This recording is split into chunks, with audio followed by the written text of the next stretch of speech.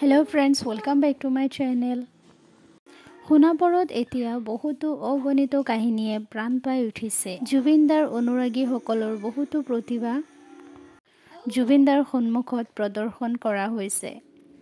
হয়, এতিয়া কেৱল জুবিনদাই জিৰণি ল'ব আৰু সকলো অনুৰাগীয়ে তেওঁক দেখাব তেওঁলোকৰ প্ৰতিভা।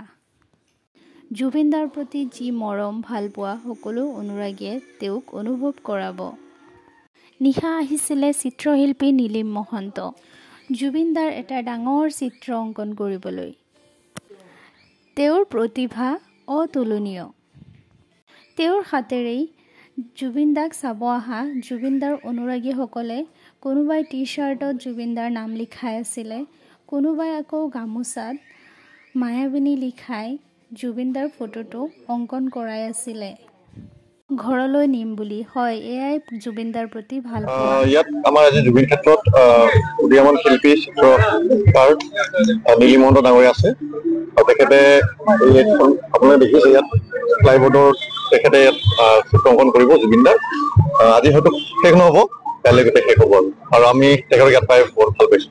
মৰমৰ জুবিনদা, আমি আপোনাক এটা কথাই ক'ব বিচাৰিছোঁ, আমি কেতিয়াও আপোনাক পাহৰি নাযাওঁ।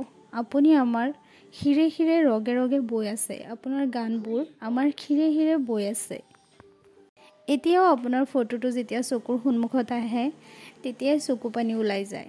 আপুনি যে আমাৰ মাজত নাই এইটো আমি কেতিয়াও বিশ্বাসেই কৰিব নোৱাৰোঁ।